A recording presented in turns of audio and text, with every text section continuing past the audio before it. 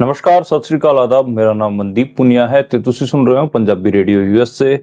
ਅੱਜ ਅਸੀਂ ਕਿਸਾਨ ਅੰਦੋਲਨ ਬਾਰੇ ਗੱਲ ਕਰਾਂਗੇ। ਖਨੌਰੀ ਬਾਰਡਰ ਅਤੇ ਸ਼ੰਭੂ ਬਾਰਡਰ ਤੇ ਕਿਸਾਨ ਲਗਾਤਾਰ ਪਿਛਲੇ 11 ਮਹੀਨਿਆਂ ਤੋਂ ਅੰਦੋਲਨ ਤੇ ਬੈਠੇ ਨੇ ਤੇ ਅੱਜ ਜਗਜੀਤ ਸਿੰਘ ਡੱਲੇਵਾਲ ਹੋਣਾ ਦੀ ਭੁੱਖ ਹੜਤਾਲ ਨੂੰ ਵੀ ਪੂਰੇ 54 ਦਿਨ ਹੋ ਗਏ ਨੇ ਤੇ ਉਹਨਾਂ ਦੀ ਜਿਹੜੀ ਸਿਹਤ ਹੈ ਉਹ ਲਗਾਤਾਰ ਡਿੱਗਦੀ ਜਾ ਰਹੀ ਹੈ ਤੇ ਲਗਾਤਾਰ ਉਹਨਾਂ ਨੂੰ ਦਿੱਕਤਾਂ ਆ ਰਹੀਆਂ ਨੇ ਖਾਣ ਪੀਣ 'ਚ ਤੇ ਪੀਣ 'ਚ ਖਾ ਤਾਂ ਉਹ ਨਹੀਂ ਰਹੇ, ਪਾਣੀ ਪੀਣ 'ਚ ਵੀ ਉਹਨਾਂ ਨੂੰ ਦਿੱਕਤ ਆ ਰਹੀਆਂ ਨੇ। ਜੋ ਵੀ ਉਹ ਪਾਣੀ ਪੀ ਰਹੇ ਨੇ ਉਹ ਸਾਰਾ ਹੀ ਉਲਟੀ ਰਾਹੀਂ ਉਹ ਬਾਹਰ ਆ ਜਾ ਰਿਹਾ ਹੈ। ਤੇ ਸਾਡੇ ਨਾਲ ਅੱਜ ਪੂਰੇ ਕਿਸਾਨ ਅੰਦੋਲਨ ਬਾਰੇ ਗੱਲ ਕਰਨ ਵਾਸਤੇ ਸੁਖਵਿੰਦਰ ਕੌਰ ਜੀ ਜੁੜੇ ਨੇ। ਸੁਖਵਿੰਦਰ ਕੌਰ BKU ਕ੍ਰਾਂਤੀਕਾਰੀ ਦੇ ਮੈਂਬਰ ਨੇ ਤੇ ਕਿਸਾਨ ਅੰਦੋਲਨ ਦੇ ਵਿੱਚ ਲਗਾਤਾਰ ਐਕਟਿਵ ਨੇ।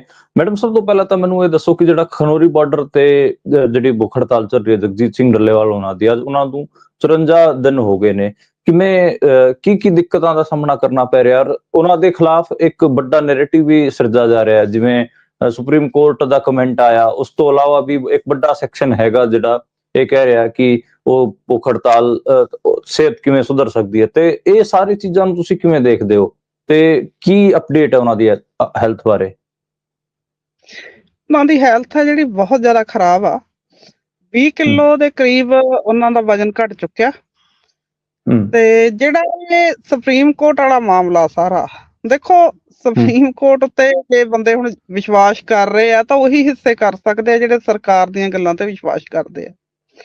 ਮੋਰਚੇ ਵੱਲੋਂ ਸਪਸ਼ਟ ਤੌਰ ਤੇ ਬਿਆਨ ਆਇਆ ਕਿ ਜਿਹੜੇ ਡਾਕਟਰ ਨੇ ਸਰਕਾਰੀ, ਉਹ ਜਦੋਂ ਵੀ ਕੋਈ ਟੈਸਟ ਵਗੈਰਾ ਕਰਦੇ ਨੇ ਉਹ ਰਿਪੋਰਟਾਂ ਨੂੰ ਓਪਨ ਨਹੀਂ ਕਰਦੇ। ਤਾਂ ਮੰਗ ਕੀਤੀ ਗਈ ਹੈ ਮੋਰਚੇ ਵੱਲੋਂ, ਇਹੀ ਜਿਹੜੀ ਇਹਨਾਂ ਨੇ ਸੁਪਰੀਮ ਕੋਰਟ 'ਚ ਗੱਲ ਕੀਤੀ ਆ ਉਹਨੂੰ ਦੇਖਦੇ ਹੋਏ ਆ ਵੀ ਤੁਸੀਂ ਫਿਰ ਰੋਜ਼ ਦੀ ਰੋਜ਼ ਜੋ ਵੀ ਤੁਹਾਡੀ ਫਾਈਂਡਿੰਗ ਹੁੰਦੀ ਆ ਉਹਨੂੰ ਪਬਲਿਕ ਕਰੋ। ਠੀਕ ਹੈ। ਡੱਲੇਵਾਲ ਸਾਹਿਬ ਦੀ ਹਾਲਤ ਆ ਜਿਹੜੀ ਬਹੁਤ ਜ਼ਿਆਦਾ ਖਰਾਬ ਆ, ਖਾਸ ਕਰਕੇ ਕੱਲ ਤੋਂ ਲੈ ਕੇ ਤਾਂ ਉਹਨਾਂ ਨੂੰ ਪਾਣੀ ਵੀ ਲੰਘਾਉਣ 'ਚ ਦਿੱਕਤ ਆ ਰਹੀ ਆ, ਪਾਣੀ ਬਾਹਰ ਆ ਜਾ ਰਿਹਾ। ਤਾਂ ਡੀਹਾਈਡਰੇਸ਼ਨ ਆ ਜਿਹੜੀ ਉਹ ਖਾਸੀ ਸੀਰੀਅਸ ਹੈ ਇਸ ਵੇਲੇ।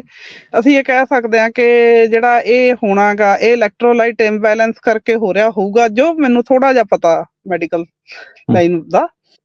ਤਾਂ ਇਲੈਕਟ੍ਰੋਲਾਈਟ ਇੰਬੈਲੈਂਸ ਜਦੋਂ ਹੋ ਜਾਂਦਾ ਇਸ ਤਰ੍ਹਾਂ ਬੰਦੇ ਨੂੰ ਤਾਂ ਕਿਸੇ ਵੇਲੇ ਵੀ ਹਾਰਟ ਅਟੈਕ, ਹਾਰਟ ਫੇਲਰ ਜਾ ਸਕਦੇ ਹੁੰਦੇ ਆ। ਸੋ ਹਾਲਤ ਬਹੁਤ ਖਰਾਬ ਆ। ਜਿੱਥੇ ਤੱਕ ਜੋ ਇਹਨਾਂ ਨੇ ਸੁਪਰੀਮ ਕੋਰਟ 'ਚ ਬੋਲਿਆ, ਉਹ ਮੈਨੂੰ ਤਾਂ ਸਿਰਫ ਇੰਨੀ ਗੱਲ ਲੱਗਦੀ ਹੈ ਕਿ ਇਹ ਆਪਦੇ ਅਧਿਕਾਰੀਆਂ ਨੂੰ ਬਚਾਉਣ ਲਈ ਉੱਥੇ ਗੋਲ ਗੱਲਾਂ ਕਰਕੇ ਆਏ ਨੇ। ਜਿਵੇਂ ਪਹਿਲਾਂ ਕਿਹਾ ਇੰਪਰੂਵ ਕਰ ਰਿਹਾ, ਫਿਰ ਕਿਹਾ ਸਟੇਬਲ ਆ।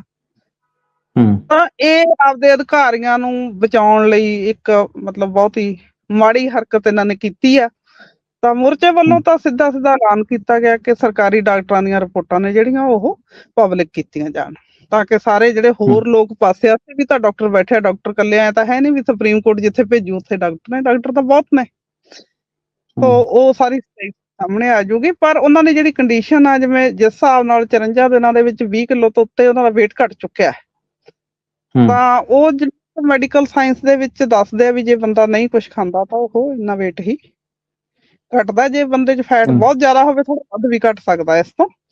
ਤਾਂ ਜਿਸ ਤਰ੍ਹਾਂ ਉਹਨਾਂ ਦੀ ਬੋਡੀ ਪਹਿਲਾਂ ਵੀ ਜ਼ਿਆਦਾ ਫੈਟ ਵਾਲੀ ਹੈ ਨਹੀਂ ਸੀਗੀ, ਤਾਂ ਇਹ ਨੋਰਮਲੀ ਜਿਵੇਂ ਡਾਊਨ ਹੋ ਰਿਹਾ ਸਰੀਰ ਜਿਵੇਂ ਹੁੰਦਾ।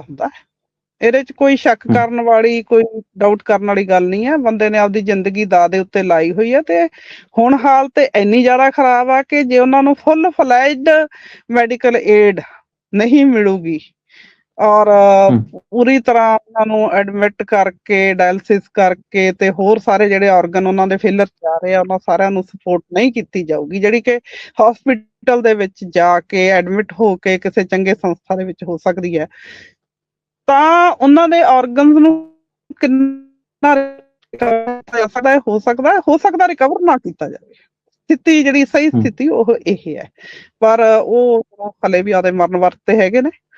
ਹਾਂ, ਹਾਲਤ ਖਰਾਬ ਆ। ਇਹ ਟਾਈਮ ਸ਼ੱਕ ਕਰਨ ਦਾ ਨਹੀਂ ਹੈਗਾ, ਇਹ ਟਾਈਮ ਉਹਨਾਂ ਦੇ ਨਾਲ ਖੜਨ ਦਾ। ਬੰਦੇ ਨੇ ਆਪਦੀ ਜ਼ਿੰਦਗੀ ਦਾਅ ਤੇ ਲਾਈ ਹੋਈ ਹੈ। 54 ਦਿਨ ਤੱਕ ਬਗੈਰ ਖਾਣ ਤੋਂ ਰਹਿਣਾ ਬਹੁਤ ਵੱਡੀ ਤਪੱਸਿਆ, ਕਿਉਂਕਿ ਜਦੋਂ ਕੋਈ ਬੰਦਾ ਮਰਨ ਦਾ ਫੈਸਲਾ ਕਰਦਾ, ਜੇ ਉਹ ਦੁਸ਼ਮਣ ਨਾਲ ਲੜ ਰਿਹਾ ਹੁੰਦਾ, ਜਦੋਂ ਇੱਕਦਮ ਕੋਈ ਗੋਲੀ ਵੱਜ ਗਈ, ਹਥਿਆਰ ਵੱਜ ਗਿਆ, ਥੋੜੇ ਟਾਈਮ 'ਚ ਬੰਦੇ ਦੀ ਮੌਤ ਹੋ ਜਾਂਦੀ ਹੈ।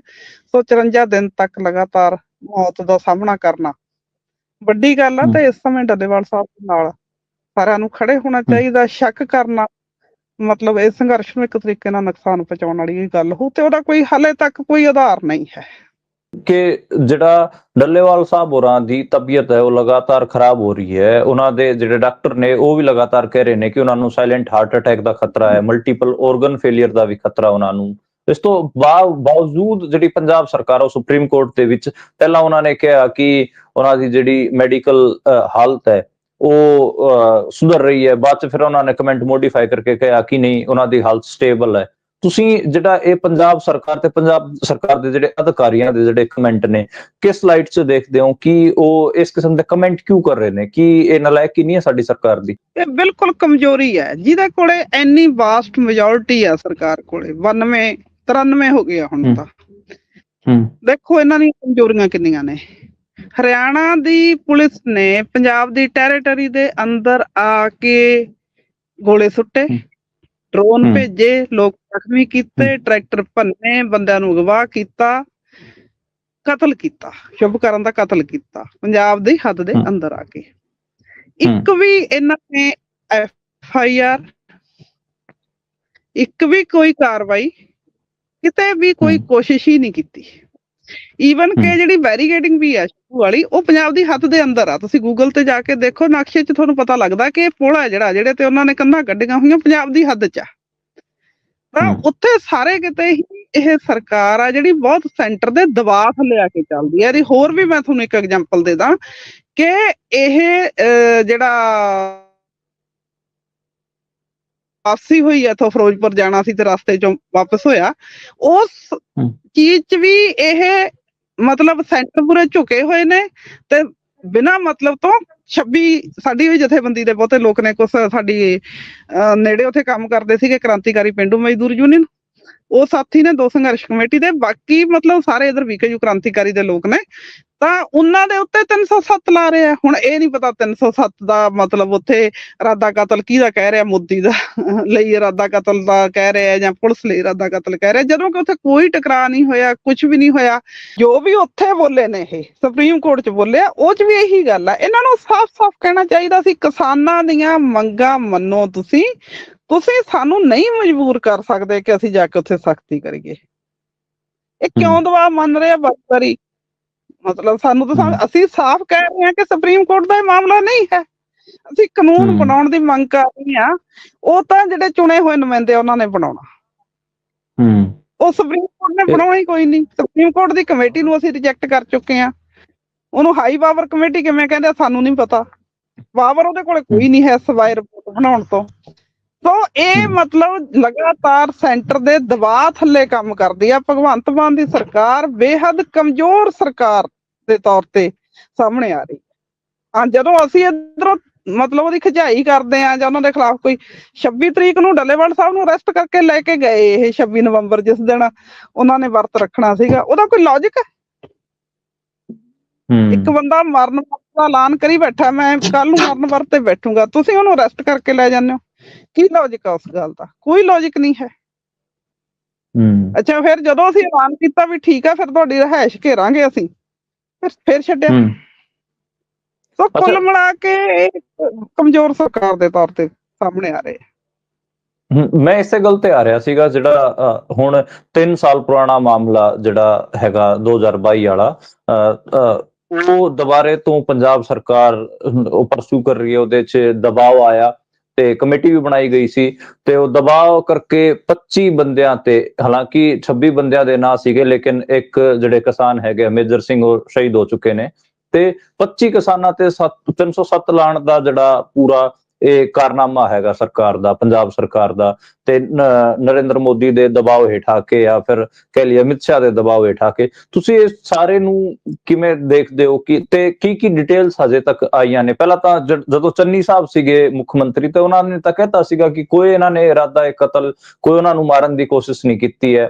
ਉਹ ਕਾਲੇ ਝੰਡੇ ਦਿਖਾਣ ਗਏ ਸੀਗੇ, ਦਿਖਾਤੇ ਕਾਲੇ ਝੰਡੇ। ਇੱਕ ਰੋਸ ਪ੍ਰਦਰਸ਼ਨ ਤਾਂ ਕਰ ਹੀ ਸਕਦਾ ਕੋਈ ਵੀ ਨਾਗਰਿਕ। ਉੱਥੇ ਨਰਿੰਦਰ ਮੋਦੀ ਨੇ ਜਿਸ ਹਿਸਾਬ ਨਾਲ 2022 ਚ ਸਟੇਟਮੈਂਟ ਦਿੱਤੀ ਸੀ, ਮੈਂ ਤਾਂ ਜਿੰਦਾ ਬਚ ਕੇ ਜਾ ਰਿਹਾ, ਤੇ ਉਸ ਟਾਈਮ ਵੀ ਜਿਹੜਾ PM ਦੀ ਸਿਕਿਉਰਿਟੀ ਦਾ ਇਸ਼ੂ ਬਣਾਇਆ ਸੀਗਾ। ਹੁਣ ਵੀ ਜਿਹੜੀ ਧਾਰਾਵਾਂ ਜੋੜੀਆਂ ਗਈਆਂ ਨੇ ਤੇ ਕਿਸਾਨਾਂ ਨੂੰ ਇੱਕ ਹਿਸਾਬ ਨਾਲ ਮਰਡਰਰ ਅਟੈਂਪਟ ਟੂ ਮਰਡਰ ਦਿਖਾਉਣ ਦੀ ਕੋਸ਼ਿਸ਼ ਕੀਤੀ ਹੈ।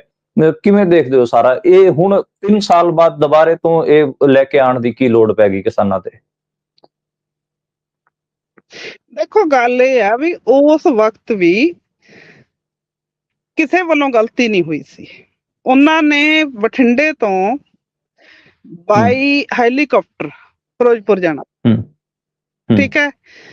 ਐਸਕੇ ਤਾਂ ਉਹਦੇ ਚ ਇਹ ਤੈਅ ਕੀਤਾ ਸੀ ਕਿ ਡਿਸਟ੍ਰਿਕਟ ਹੈੱਡਕੁਆਟਰਾਂ ਵੱਲ ਜਾ ਕੇ ਉੱਥੇ ਧਰਨੇ ਦੇ ਕੇ ਉੱਥੇ ਵਿਚਾਰਾ ਆਪਦਾ ਕਰਾਂਗੇ, ਪ੍ਰੋਟੈਸਟ ਕਰਾਂਗੇ। ਤਾਂ ਫਿਰੋਜ਼ਪੁਰ ਵਾਲੇ ਵੀ ਫਿਰੋਜ਼ਪੁਰ ਨੂੰ ਜਾ ਰਹੇ ਆ,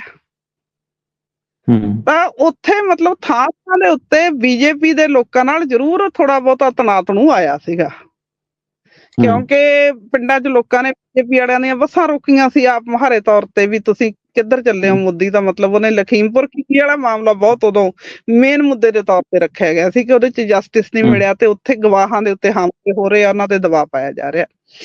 ਤਾਂ ਉਹ ਗੱਲ ਭਾਵਨਾ ਨਾਲ ਵੀ ਜੁੜੀ ਆ ਲੋਕਾਂ ਦੀ ਨਾਲ, ਤਾਂ ਇਸ ਕਰਕੇ ਬਹੁਤ ਵਿਰੋਧ ਹੋਇਆ ਸੀ ਉਦੋਂ। ਤੇ ਇਹ ਜਿਹੜਾ ਮਾਮਲਾ ਹੋਇਆ ਸੀਗਾ, ਜਿਹੜਾ ਪਿਆਰਿਆਣੇ ਪੁਲ ਤੇ ਹੋਇਆ, ਉੱਥੇ ਦੇਖੋ ਜੀ ਸਹੀ ਸਚਾਈ ਉਸ ਵੇਲੇ ਦੇ ਮੁੱਖ ਮੰਤਰੀ ਨੇ ਬੋਲਤੀ ਸੀ। ਸਚਾਈ ਇਹ ਸੀਗੀ ਵੀ ਇਹਨਾਂ ਨੂੰ ਇਹ ਪਤਾ ਲੱਗ ਗਿਆ ਸੀ ਵੀ ਕੁਰਸੀਆਂ ਸਾਰੀਆਂ ਖਾਲੀ ਆ। ਉਦੋਂ ਚਰਨਜੀਤ ਸਿੰਘ ਚੰਨੀ ਨੇ ਬਿਆਨ ਦਿੱਤਾ ਸੀਗਾ, ਉਹ ਕਹਿੰਦੇ ਜੀ 70,000 ਕੁਰਸੀਆਂ ਲਾ ਲਈਆਂ, 7,000 ਬੰਦਾ ਆਇਆ, ਕਿਸਾਨਾਂ ਦਾ ਕਸੂਰ ਆ, ਸਾਡਾ ਪੰਜਾਬ ਸਰਕਾਰ ਦਾ ਹੀ ਕਸੂਰ ਆ, ਬੰਦੇ ਹੀ ਨਹੀਂ ਆਏ। ਤਾਂ ਉੱਥੇ ਇਹ 15 ਮਿੰਟ ਖੜੇ ਰਹੇ, ਫਿਰ ਇਹ ਵਾਪਸ ਹੋ ਗਏ। ਵਧੀਆ ਬਹਾਨਾ ਲੱਗਿਆ ਜੀ, ਅੱਗੇ ਧਰਨਾ ਲੱਗਿਆ ਹੋਇਆ। ਮਤਲਬ ਉੱਥੇ ਦੀ ਨਾ ਤਾਂ ਦੇਖੋ, ਹੁਣ ਉੱਥੋਂ ਦੇ ਜਿਹੜੇ ਪੁਲਿਸ ਵਾਲੇ ਸੀਗੇ ਬੰਦੇ ਜਿਹੜੇ ਫਸ ਗਏ ਬਾਅਦ ਚ, ਜਿਨ੍ਹਾਂ ਨੂੰ ਸ਼ਾਇਦ ਨੇ ਕੋਈ ਕਾਰਵਾਈ ਕੀਤੀ, ਇੱਕ ਵਾਰੀ ਦੋਸ਼ੀ ਕਰਾਰ ਦਿੱਤੇ ਸੀਗੇ, ਕੀ ਪੁਲਿਸ ਵਾਲੇ ਲੋਕਾਂ ਨੂੰ ਇਹ ਦੱਸ ਸਕਦੇ ਸੀ ਵੀ ਇੱਥੋਂ ਦੀ ਪ੍ਰਧਾਨ ਮੰਤਰੀ ਨੇ ਲੰਘਣਾ, ਉਹ ਵੀ ਪ੍ਰੋਟੋਕਾਲ ਦੀ ਲੰਘਣਾ ਸੀ? ਉਹ ਨਹੀਂ ਸੀ ਦੱਸ ਸਕਦੇ, ਲੋਕਾਂ ਨੂੰ ਵੀ ਨਹੀਂ ਪਤਾ ਵੀ। ਠੀਕ ਹੈ, ਲੋਕ ਆਪਦਾ ਜਿਹੜਾ ਰੂਟੀਨ ਦਾ ਪ੍ਰੋਟੈਸਟ ਆ, ਪੁਲਿਸ ਰੋਕ ਰਹੀ ਹੈ, ਲੋਕ ਕਹਿੰਦੇ ਆ ਵੀ ਠੀਕ ਹੈ, ਜੇ ਰੋਕੋਗੇ ਤਾਂ ਅਸੀਂ ਬੈਠਾਂਗੇ। ਉਹ ਰੋਕ ਰਹੇ ਆ ਵੀ ਇਹ ਫਿਰੋਜ਼ਪੁਰ ਰੈਲੀ ਚ ਨਾ ਚਲੇ ਜਾਣ ਕਿਤੇ, ਉਹਨਾਂ ਨੇ ਉਹ ਆਪਣੇ ਹਿਸਾਬ ਨਾਲ ਰੋਕ ਰਹੇ ਨੇ। ਤਾਂ ਇਹ ਇੱਕ ਬਾਈ ਚਾਂਸ ਵਾਪਰੀ ਹੋਈ ਘਟਨਾ ਸੀਗੀ, ਜਿਹਨੂੰ ਉਹਨਾਂ ਨੇ ਉਹ ਜਿਹੜਾ ਹੈਗਾ ਨਾ ਮੋਦੀ ਜੀ ਦਾ ਸਟਾਈਲ ਆ ਇੱਕ, ਆਪਦਾ ਕੋ ਅਫਸਰ ਨੇ ਬਦਲੋ, ਉਹੀ ਕੀਤਾ ਉਸ ਦਿਨ ਵੀ ਅੱਗੇ ਮਤਲਬ ਕੁਛ ਨਹੀਂ ਹੈਗਾ, ਬੜੀ ਭਾਰੀ ਬੇਇੱਜ਼ਤੀ ਹੋ ਜਾਣੀ ਸਾਰੇ ਮੁਲਕ ਦੇ ਵਿੱਚ ਵੀ ਪੰਜਾਬ 'ਚ ਲੋਕ ਆਏ ਨਹੀਂ ਸੁਣਨ ਪ੍ਰਧਾਨ ਮੰਤਰੀ ਨੂੰ, ਉੱਥੇ ਪਤਾ ਨਹੀਂ ਕਿਹੜੇ ਕਿਹੜੇ ਐਲਾਨ ਕਰਨੇ ਸੀ। ਤਾਂ ਉਸ ਚੀਜ਼ ਤੋਂ ਬਚਣ ਵਾਸਤੇ ਇਹਨਾਂ ਨੇ ਉੱਥੋਂ ਵਾਪਸੀ ਕੀਤੀ ਹੈ। ਸਾਰੀ ਪਲੈਨਿੰਗ ਤਾਂ ਆਪ ਉਲਟਾਈ ਆ। ਤੁਸੀਂ ਜਾਣਾ ਹੈਲੀਕਾਪਟਰ ਤੇ ਆ ਰਹੇ ਨਾ ਬਾਈ ਰੋਡ, ਫਿਰ ਤੁਸੀਂ ਕੋਈ ਸਮਾਂ ਨਹੀਂ ਦਿੰਦੇ ਪ੍ਰਸ਼ਾਸਨ ਨੂੰ ਵੀ ਉਹ ਚਲੋ ਜੇ ਕੋਈ ਉੱਥੇ ਪ੍ਰੋਟੈਸਟ ਦਾ ਸੱਦਾ ਹੈਗਾ ਤਾਂ ਆਪਾਂ ਕੋਈ ਸਮਾਂ ਨਹੀਂ ਦੇ ਰਹੇ। ਤਾਂ ਉਹ ਚੱਕਰ ਦੇ ਵਿੱਚ ਮਤਲਬ ਉਹ ਵਾਪਸ ਹੋਏ ਸੀਗੇ। ਉਹਦਾ ਹੁਣ ਪੰਜਾਬ ਸਰਕਾਰ ਕਿਵੇਂ ਦਬਾਅ ਮੰਨ ਰਹੀ ਆ ਕਿ ਅਧਿਕਾਰੀਆਂ ਨੂੰ ਬਚਾਉਣਾ ਚਾਹੁੰਦੀ ਆ, ਕੀ ਕਰਨਾ ਚਾਹੁੰਦੀ ਆ। ਮੰਤਰੀ ਨਹੀਂ ਮੁੜੇ ਉੱਥੋਂ ਵੀ, ਉਹਨਾਂ ਦੀ ਸਿਕਿਉਰਿਟੀ ਨੂੰ ਕੋਈ ਖਤਰਾ ਸੀ, ਉਹ ਇਸ ਕਰਕੇ ਮੁੜੇ ਸੀਗੇ ਕਿਉਂਕਿ ਅੱਗੇ ਇਕੱਠ ਨਹੀਂ ਸੀਗਾ। ਜੇ ਤੁਸੀਂ ਐ ਵੀ ਕਹਿਣਾ ਹੋਵੇ ਵੀ ਉਹਨਾਂ ਦੇ ਨੇੜੇ ਕੌਣ ਪਹੁੰਚ ਗਿਆ ਸੀ ਉੱਥੇ, ਤਾਂ ਉਹ ਬੀਜੇਪੀ ਦੇ ਲੋਕ ਸੀਗੇ, ਉਹਨਾਂ ਦੇ ਤਾਂ 751 ਵੀ ਨਹੀਂ ਲਾਈ। ਉਹਨਾਂ ਬਣੀ ਤਾਂ ਸੁਪਰੀਮ ਕੋਰਟ ਦੀ ਕਮੇਟੀ ਦਾ ਵੀ ਕੋਈ ਧਿਆਨ ਨਹੀਂ ਗਿਆ, ਉਹਦੇ ਬਣੀ ਪੰਜਾਬ ਸਰਕਾਰ ਦਾ ਧਿਆਨ ਨਹੀਂ ਗਿਆ, ਉਹਦੇ ਬਣੀ ਸੈਂਟਰ ਸਰਕਾਰ ਦਾ ਧਿਆਨ ਨਹੀਂ ਗਿਆ। ਜਿਹੜੇ ਲੋਕ ਸੱਚੀਆਂ ਹੀ ਮੋਦੀ ਜੀ ਦੇ ਕੋਲੇ ਪਹੁੰਚੇ ਪਏ ਸੀ ਉਹ ਸੀਗੇ ਬੀਜੇਪੀ ਦੇ ਵਰਕਰ। ਜੇ ਸਿਕਿਉਰਿਟੀ ਬ੍ਰੀਚ ਦਾ ਮਾਮਲਾ ਬਣਦਾ ਤਾਂ ਉਹ ਜਿਹੜੇ ਕੋਲੇ ਪਹੁੰਚ ਗਏ ਉਹਨਾਂ ਤੇ ਤਾਂ ਤੁਸੀਂ, ਵੈਸੇ ਸਾਡਾ ਨਹੀਂ ਹੈਗਾ ਵੀ ਉਹਨਾਂ ਨੇ ਵੀ ਕੋਈ ਸਿਕਿਉਰਿਟੀ ਬ੍ਰੀਚ ਕਰਤੀ, ਕਿਉਂਕਿ ਉਹ ਤਾਂ ਉਹਨਾਂ ਦਾ ਲੀਡਰ ਆ, ਉਹ ਉਹਦੇ ਨੇੜੇ ਜਾਣਾ ਹੀ ਚਾਹਣਗੇ, ਉਹ ਕੋਈ ਕਤਲ ਕਰਨ ਤੇ ਜਾ ਨਹੀਂ ਰਹੇ ਸੀਗੇ। ਤਾਂ ਕੁੱਲ ਮਿਲਾ ਕੇ ਉੱਥੇ ਕੋਈ ਇਹੋ ਜਿਹਾ ਮਾਹੌਲ ਨਹੀਂ ਸੀ, ਕੋਈ ਟਕਰਾਅ ਨਹੀਂ ਹੋਇਆ, ਕੋਈ ਸੱਟ ਨਹੀਂ ਵੱਜੀ, ਕੁਛ ਨਹੀਂ ਹੋਇਆ। ਅੱਛਾ, ਇਹਦੇ ਚ ਤਾਂ ਉਹ ਸਿਰਫ ਮਤਲਬ ਮੌਕੇ ਦਾ ਫਾਇਦਾ ਹੀ ਪੰਜਾਬ ਸਰਕਾਰ ਉਠਾ ਰਹੀ ਹੈ ਵੀ ਇੱਧਰ ਡੱਲੇਵਾਲ ਸਾਹਿਬ ਵਾਲਾ ਮਾਮਲਾ ਭਖਿਆ, ਹੋਰ ਕਿਸੇ ਤਰ੍ਹਾਂ ਤਾਂ ਡਾਈਵਰਟ ਹੁੰਦੀਆਂ ਨਹੀਂ ਚੀਜ਼ਾਂ। ਸੈਂਟਰ ਨੂੰ ਵੀ ਠੀਕ ਬੈਠਦੀ ਹੈ, ਪੰਜਾਬ ਸਰਕਾਰ ਨੂੰ ਵੀ ਠੀਕ ਬੈਠਦੀ ਹੈ, ਠੀਕ ਹੈ, ਵਿੱਚ ਇਹ 307 ਚਲਾ ਦੋ। ਤਾਂ ਹੁਣ ਅੱਧੀਆਂ ਖਬਰਾਂ ਸਾਡੀਆਂ ਖਨੌਰੀ ਵਾਲੀਆਂ ਚੱਲ ਰਹੀਆਂ, ਅੱਧੀਆਂ ਇਹ ਚੱਲ ਰਹੀਆਂ ਨੇ। ਤੇ ਇਹ ਇੱਕ ਮੈਨੂੰ ਗੱਲ ਹੋਰ ਦੱਸੋ ਮੈਮ, ਕਿ ਜਿਹੜਾ ਪੂਰਾ ਇਹ ਅੰਦੋਲਨ ਚੱਲ ਰਿਹਾ ਹੈ, ਇਹਦੇ ਚ ਕਿੰਨੇ ਕਿਸਾਨ ਉਹ ਨੇ ਜਿਨ੍ਹਾਂ ਤੇ ਇਹ 25 ਕਿਸਾਨਾਂ ਦੀ ਲਿਸਟ 'ਚ ਹੈਗੇ ਆ? ਹੁਣ ਮੈਂ ਕੁਛ ਨਾਮ ਤਾਂ ਮੈਂ ਜਾਣਦਾ, ਬਲਦੇਵ ਸਿੰਘ ਜੀਰਾ ਦਾ ਨਾਂ ਜਾਣਦਾ, ਸੁਰਜੀਤ ਸਿੰਘ ਫੂਲ ਦਾ ਨਾਂ ਜਾਣਦਾ, ਉਹ ਤਾਂ ਇਹ ਉਹ ਸਾਰੇ ਇਹਦੇ 'ਚ ਬੰਦੇ ਨੇ ਜਿਹੜੇ ਜਿਹੜੇ ਨਹੀਂ ਸਾਡੇ ਮੇਨ ਜਿਹੜੇ ਆਗੂ ਨੇ ਉਹ ਫਿਰੋਜ਼ਪੁਰ ਜ਼ਿਲ੍ਹੇ ਨਾਲ ਹੀ ਸੰਬੰਧਿਤ ਨੇ ਸਾਰੇ। ਮੇਨਲੀ ਫਿਰੋਜ਼ਪੁਰ ਜ਼ਿਲ੍ਹੇ ਦੇ ਹੀ ਮਜ਼ਦੂਰ ਯੂਨੀਅਨ ਦੇ ਆਗੂ ਨੇ, ਉਹਦੇ 'ਚ ਮੇਨਲੀ ਫਿਰੋਜ਼ਪੁਰ ਜ਼ਿਲ੍ਹੇ ਦੇ ਨਿਵਾਸੀ ਨੇ ਜਿਹੜੇ, ਉਹ ਹੈ ਸਟੇਟ ਕਮੇਟੀ 'ਚ ਵੀ ਨੇ, ਜ਼ਿਲ੍ਹਾ ਕਮੇਟੀ ਦੇ ਆਗੂ ਵੀ ਨੇ। ਤਾਂ ਇਸ ਤਰ੍ਹਾਂ ਹੈਗੇ ਨੇ ਉਹ ਜਿਹੜੇ ਕਿਸਾਨ ਨੇ 26 ਮੇਨਲੀ ਸਾਰੇ ਫਿਰੋਜ਼ਪੁਰ ਜਾਂ ਕੋਈ ਮੋਗੇ ਦੇ ਹੋ ਸਕਦੇ ਆ ਕੁਝ ਬੰਦੇ ਵਿੱਚ, ਉਹ ਮੈਨੂੰ ਐਗਜ਼ੈਕਟਲੀ ਪਤਾ ਨਹੀਂ ਹੈ ਕਿ ਕਿਹੜੇ ਨੇ। ਫਿਰ ਉਹਨਾਂ ਦੇ ਖਿਲਾਫ ਤਾਂ ਗ੍ਰਿਫਤਾਰੀ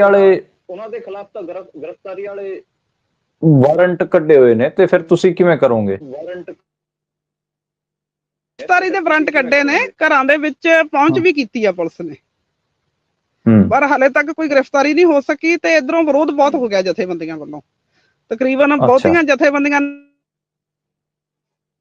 ਵੀ ਆ ਕੇ ਮੀਡੀਆ 'ਚ ਬੋਲਿਆ ਵੀ ਫਿਰ ਇਹ ਤੁਹਾਨੂੰ ਮਹਿੰਗਾ ਪੈਣਾ ਕੰਮ, ਤੁਸੀਂ ਗਲਤ ਕਰ ਰਹੇ ਹੋ। ਵਾਰਨ ਵੀ ਕੀਤਾ ਸੀ ਪੰਜਾਬ ਸਰਕਾਰ ਨੂੰ। ਉਹਨਾਂ ਕਿਸਾਨਾਂ ਨੂੰ ਬਚਾਉਣ ਵਾਸਤੇ, ਉਹਨਾਂ ਮਜ਼ਦੂਰਾਂ ਨੂੰ ਬਚਾਉਣ ਵਾਸਤੇ ਕੋਈ ਲੀਗਲ ਤੁਸੀਂ ਅੱਗੇ ਏਡ ਪ੍ਰੋਵਾਈਡ ਕਰੋਗੇ? ਕੀ ਤੁਹਾਡਾ ਉਸ ਵਾਸਤੇ ਤੁਹਾਡਾ ਕੀ ਸਟੈਂਡ ਹੈ? ਉਹ ਤਾਂ ਦੇਖੋ ਜੀ, ਸਾਰਾ ਕੁਝ ਕਰਾਂਗੇ, ਐਜੀਟੇਸ਼ਨ ਕਰਾਂਗੇ, ਜੇ ਕੋਈ ਲੀਗਲੀ ਕਰਨ ਦੀ ਲੋੜ ਹੋਊਗੀ ਉਹ ਵੀ ਕਰਾਂਗੇ ਜੀ। ਸ਼ੁਕਰੀਆ ਸੁਖਵਿੰਦਰ ਜੀ। ਇਹ ਸੁਖਵਿੰਦਰ ਕੌਰ ਸਨ ਤੇ ਜਿਹੜੇ ਕਿ ਲਗਾਤਾਰ ਕਿਸਾਨ ਅੰਦੋਲਨ ਚ ਸਕਰੀय ਹਨ ਤੇ ਸ਼ੰਭੂ ਬਾਰਡਰ ਤੇ ਖਨੌਰੀ ਬਾਰਡਰ ਤੇ ਲਗਾਤਾਰ ਕਿਸਾਨਾਂ ਦਾ ਜਿਹੜਾ ਅੰਦੋਲਨ ਚੱਲ ਰਿਹਾ ਉਹਦੇ ਵਿੱਚ ਸ਼ਾਮਿਲ ਹਨ। ਮੈਡਮ, ਸਿਰਫ ਆਖਰੀ ਸਵਾਲ ਮੇਰਾ ਇੱਕ ਰਹਿੰਦਾ ਹੈ ਕਿ ਅੱਗੇ ਕਿਵੇਂ ਤੁਸੀਂ ਦੇਖਦੇ ਹੋ ਕਿ ਅੰਦੋਲਨ ਅੱਗੇ ਕਿਵੇਂ ਵਧੂਗਾ? ਇਹਦੇ ਚ ਦੇਖੋ, ਇਹ ਹੈ ਵੀ ਹੁਣ ਪੂਰਾ ਬਲੂ ਪ੍ਰਿੰਟ ਤਾਂ ਨਹੀਂ ਬਣਦਾ ਹੁੰਦਾ, ਇਹ ਤਾਂ ਸਥਿਤੀ ਮੁਤਾਬਕ ਅੱਜ ਸੈਂਟਰ ਦੇ ਨੁਮਾਇੰਦੇ ਆਏ ਵੀ ਬੈਠੇ ਨੇ ਖਨੌਰੀ ਤੇ, ਉਹ ਕੀ ਲੈ ਕੇ ਆ ਜਾਂਦੇ ਨੇ, ਕਿੱਧਰ ਨੂੰ ਸਰਕਾਰ ਸੋਚਦੀ ਹੈ ਕਿੱਧਰ ਨੂੰ ਨਹੀਂ ਸੋਚਦੀ। ਇਹਦੇ 'ਚ ਇਹੀ ਹੈ ਕਿ ਲੋਕਾਂ ਦੇ ਵਿੱਚ ਕਿਵੇਂ ਹੋਰਾਂ ਸਟੇਟਾਂ 'ਚ ਵੀ ਇਹ ਗੱਲ ਫੈਲ ਜਾਵੇ, ਕਿਉਂਕਿ ਪੰਜਾਬ ਦੇ ਅੰਦਰ ਤਾਂ ਕੋਈ ਨਹੀਂ ਹੈਗਾ ਜਿਹੜਾ ਹੁਣ ਇਹਦੇ ਤੋਂ ਅਛੂਤਾ। ਤਾਂ ਇਹ ਘੋਲ ਨੂੰ ਤਾਂ ਹੋਰ ਜ਼ਿਆਦਾ ਵਿਸ਼ਾਲ ਤੇ ਦ੍ਰਿੜਤਾ ਨਾਲ ਲੜਨਾ ਹੈ, ਬਸ ਇਹੀ ਹੈ ਫਿਲਹਾਲ ਤਾਂ। ਕਿਉਂਕਿ ਠੋਸ ਕਾਲ ਤਾਂ ਅੱਗੇ ਫਿਰ ਮੀਟਿੰਗਾਂ ਰਾਹੀਂ ਦਿੱਤੀ ਜਾਊਗੀ। ਇੰਨੀ ਗੱਲ ਜ਼ਰੂਰ ਅੱਜ ਕਹੀ ਆ ਪ੍ਰੈਸ ਕਾਨਫਰੰਸ ਦੇ ਵਿੱਚ ਵੀ 26 ਨੂੰ ਅਸੀਂ ਦੇਖਾਂਗੇ ਵੀ ਕਿਵੇਂ ਅਸੀਂ ਸਰਕਾਰ ਦੇ ਉੱਤੇ ਦਬਾਅ ਪਾ ਸਕਦੇ ਹਾਂ। ਜਿਹੜਾ 26 ਨੂੰ ਟਰੈਕਟਰ ਕੱਢਣ ਦੀ ਗੱਲ ਕੀਤੀ ਗਈ ਹੈ ਜੀ, ਉਹ ਵਿਚਾਰਾਂਗੇ ਤਾਂ ਜੀ। ਸ਼ੁਕਰੀਆ ਸੁਖਿੰਦਰ ਜੀ। ਔਰ ਸੁਖਿੰਦਰ ਕੌਰ ਤੇ ਲਗਾਤਾਰ ਕਿਸਾਨ ਅੰਦੋਲਨ ਚ ਸਕਰੀय ਨੇ।